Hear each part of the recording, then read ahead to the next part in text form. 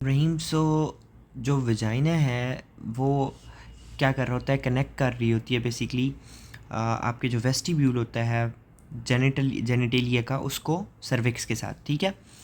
Vagina जो है remarkably इसके अंदर प्राइमरी कोई डिजीज़ नहीं होती, ज़्यादातर डिजीज़ नहीं होती। कोई कंजेनिटल डिजीज़ हो सकती हैं तो, या फिर बहुत रेयर और डिजीज़ हैं जो हम अभी डिस्कस करेंगे। अच्छा, इसकी जो एपिथेलियम होती है नॉर्मली कौन सी होती है?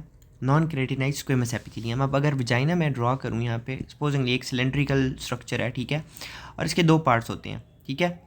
इसका लोअर 1/3 पार्ट होता है और अपर 2/3 पार्ट होता है। जो लोअर 1/3 पार्ट होता है नॉर्मली जब वो डेवलप कर रहा होता है तो उसकी एपिथेलियम जो होती है वो स्क्वेमस एपिथेलियम होती है, ठीक है, स्क्वेमस एपिथेलियम होती है यहाँ पे।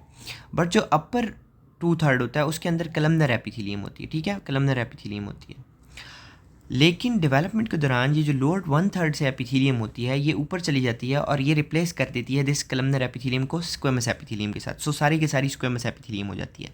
बट ऐसी कंडीशन जिसके अंदर अपर पार्ट ऑफ द वजाइना के अंदर उसी तरह परसिस्टेंट रहे कलमनर एपिथेलियम और उसके अंदर उसी तरह गॉबलेट सेल्स प्रेजेंट हो और सेम टू सेम वो, जैसे कि आप आगे पढ़ेंगे, सर्विक्स के अंदर जैसे एपिथेलियम होती है कलमनर एपिथेलियम वैसे ही लगे, तो फिर इस कंडीशन को हम क्या कहते हैं? एडिनोसिस। क्या कहते हैं? Adenosis. Adenosis is basically persistence of columnar epithelium in the upper part of the vagina. ठीक है।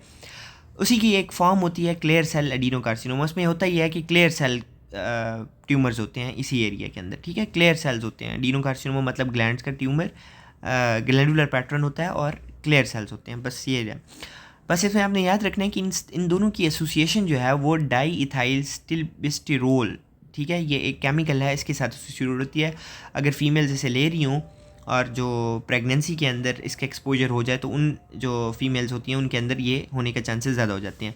फिर एक और कंडीशन है जो कि वजाइना के साथ होती है। वजाइना के अंदर ना बहुत कम इवन कंजेनिटल एनाटॉमिकल लेजन्स होते हैं, जैसे कि मैं आपको बताऊं सेप्टेट वजाइना, ठीक है, क्योंकि आपको पता है मलेरियन डक से डेवलप होता है। तो अगर दोनों साइड की मलेरियन डक्स आपस में फ्यूज़ ना करें तो क्या होगा कि वजाइना जो होगा वो सेप्टेट होगा, बाइफरकेटेड होगा और दो मतलब ओपनिंग्स बनेंगी, ठीक है।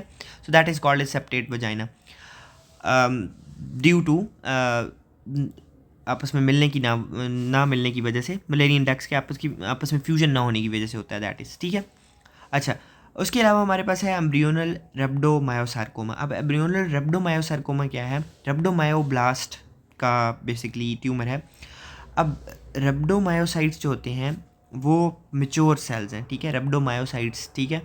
बट अगर ऐसा हो कि रेप्डोमायोब्लास्ट रह जाएं, ठीक है, और उनकी मेलिग्नेंसी हो जाए, so they appear like grape like mass protruding from the vagina और पीनस। इन मेल्स पीनस से और फीमेल्स में वेजाइना से ग्रेप लाइक प्रोट्रूजन होती है। और ये कैसा अपीयर हो रहा होता है वेजाइना के अंदर? वेजाइना का नॉर्मल म्यूकोजा जो होता है वो सारे का सारा पिंक कलर का नज़र आ रहा होता है, ठीक है। तो ये रेड कलर का बहुत ऑब्वियस सा एक कह लें कि ग्रोथ सी नज़र आ रही होती है।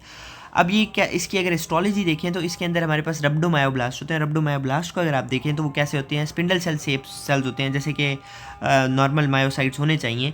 लेकिन इनके अंदर क्या होता है कि एक साइड जो होती है उसके अंदर साइटोप्लाज्म की प्रोट्रूजन बाहर की तरफ हो रही होती है, रैकेट शेप्ड सेल होता है, ठीक है, और बाज़ के अंदर क्रॉस स्ट्रायरेशन भी मिल रही होती है, अंदर उसी तरह स्मॉल ओवल न्यूक्लियस प्रेजेंट होता है।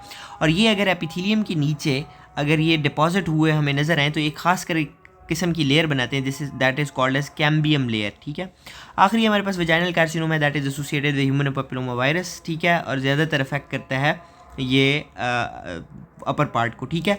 और अगर ये अपर पार्ट से मेटास्टाइज हो तो लिम्फ नोड्स कौन से इन्वॉल्व होंगे?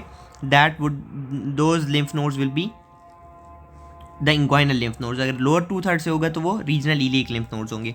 दिस वाज नॉट इंपॉर्टेंट, आपको बस पता होना चाहिए। Thank you very